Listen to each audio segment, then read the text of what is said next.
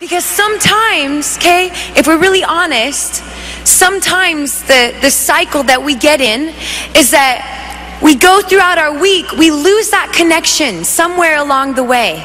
And we come on Sunday and we say, okay, pastor, okay, worship team, get me connected again.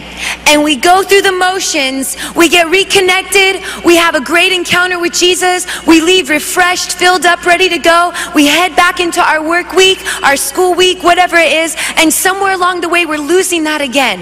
But how much deeper could we go? How much deeper, how much more of God's presence could we have if we had this revelation where we are so aware of His presence? This is what it means to live a life of worship, where every moment of every day, I mean, how many days do you have in your week, okay, being honest, that you don't even stop just to say, hello, Jesus?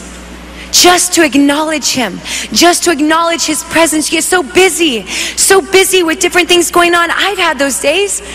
I've had those days that I'm laying down to go to sleep at night and all of a sudden I go, oh my goodness, I haven't even acknowledged you today. But what would it be like? Can you just dream and imagine that? How much deeper we could go when we come together in our corporate times and we're not needing a certain formula or a certain song or fancy this or fancy that or the pastor to get us connected, but we are already connected. We're already connected in our relationship with Jesus and ready to go deeper and deeper and deeper in His presence. It makes me so excited to think about it. Because I want to go deeper. Don't you? Yeah. I always say that it's a fight for that connection, to maintain that connection, because it's not easy and it's something that takes time and takes a lot of energy. But you know what? When you're in love, it makes it a lot easier. Things are a lot easier when you're just in love. You know, when I first was falling in love with my husband, there's that period of time that you're like out of your mind, where like you can't sleep and you can't eat and all you think about is that person, and every single thing out there reminds you of that person. Does anyone know what I'm talking about? When you're in love, you're just out of your mind, and it's awesome. When you're in love with Jesus, it's so much easier to fight for this connection. And here's a couple other things I just want to throw out there to kind of help in fighting for this connection. One of those is living with an unoffended heart. If you are like me, there's a couple different things here.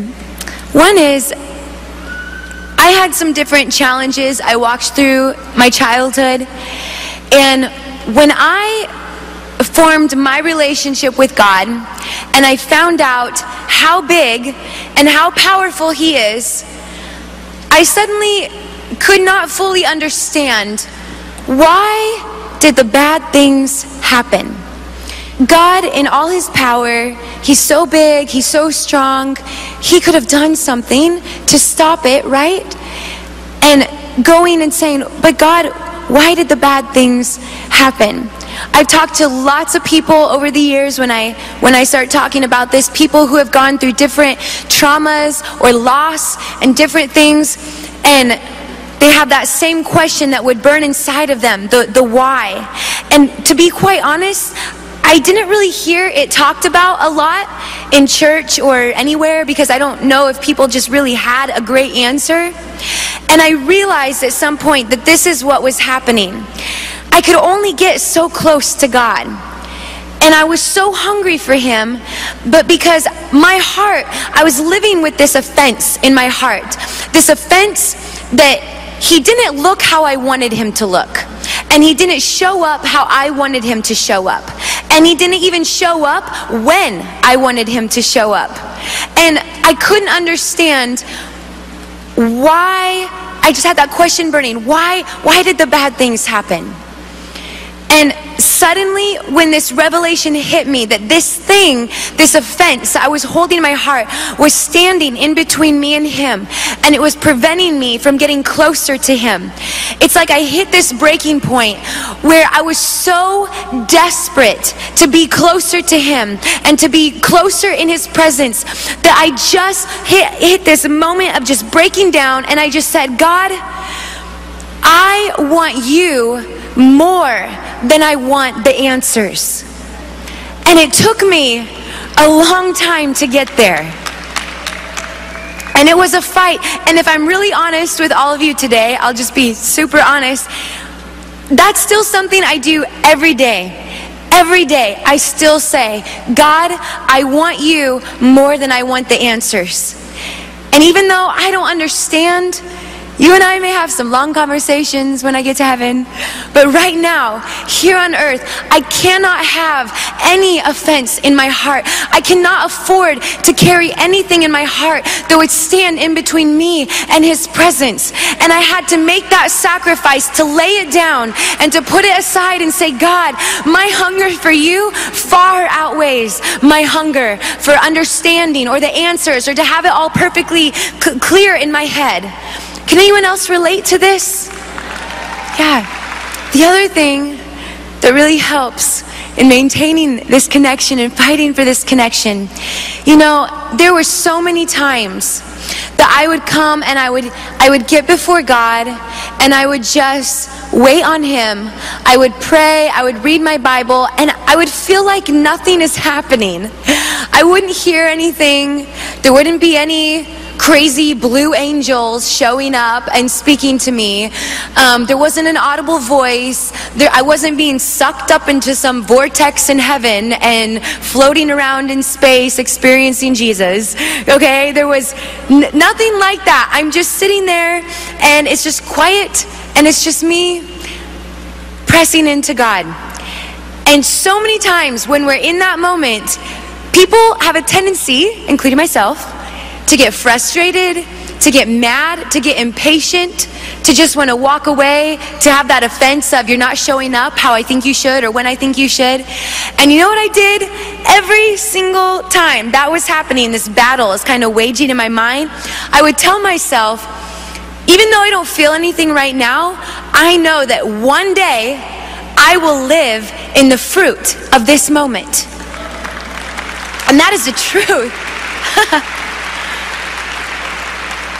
I can say that right now, where I'm living in my life, in this moment, in this season, just being here right now, this is the fruit of that moment. Those many moments, actually, a long time ago, of hours and hours of sitting and just waiting on God and just pressing in, pouring out my heart, pouring out all that I can on him. Whether or not I heard anything or saw anything or had any radical encounter, I just kept saying, I know that I will live in the fruit of this moment one day. And I kept pressing in. These are like the two keys, okay, for this connection. Fighting for that relationship. No offense in the heart. And pressing in, knowing that one day we'll live in that fruit of that moment. And I still do that to this day. Even now in my life, when I have those moments, I still tell myself, one day I will live in the fruit of this moment. I love this. 1 John 3:18. Dear children, let us not love with words or tongue, but with actions and in truth. Let us not love with just words on a screen, but with action, with truth, with all that we are. Let us pour out our love on Jesus. Let's give him all that we are and all that we have, because isn't he deserving of that kind of love? Doesn't he deserve all that we are and all that we have to pour out and to give to him? This then is how we know that we belong to the truth and how we set our hearts at rest in his presence whenever our hearts condemn us. For God is greater than our hearts. And he knows everything. I love this verse. It brings me so much peace. That no matter what is going on the outside, no matter what I'm feeling, no matter what kind of lies may be trying to get in, his voice is louder and his love is bigger. And he's so much bigger than all of that outside stuff. And it's so much easier to hear that, to hear his voice, to know his love, to have that moving and breathing alive inside of you when you have had an encounter with God's love. And if you have not had an encounter with God's love, I am so believing that that is going to happen for you during our time together here. So your heart can be at rest in his presence. It's what I want every day, that my heart would be at rest in his presence. I just want to share with you guys my encounter with God's love that I had. Some of you might have heard bits and pieces of it before. But I really believe that as I'm sharing this, that God's just going to release a grace in this room for you to have your own encounter with God's love. Whatever it looks like, however he wants to do it. I had a pretty rough weekend, and I was driving from out of town back into Redding, and it was a Sunday night, and we had a guest worship leader that night. His name's Anthony Skinner. I got in and I was walking up towards the front, and I saw Chris Valentin, and I kind of was falling apart. I just needed a dad, and he looks at me and he knew it, he saw it, and he just went and I ran over there and I hugged him, and I just was crying. Worship started, and all of a sudden, and let me just remind you again, okay? This is not a normal thing for me to just have these encounters, but I have one and I just live off of that until the next one. So I had this encounter. All of a sudden I see Jesus standing in front of me, and he's reaching for me like this, like he wants me to come to him. And I was terrified. I felt like I couldn't go to where he was. I felt ashamed. I felt scared. I felt like I didn't deserve to be close to him. I couldn't even look him in the face. And Jesus is completely irresistible. I always say that there are 3 things in my life that are completely irresistible to me. One is, of course, Jesus. Number 2 is my husband. And number 3 is chocolate.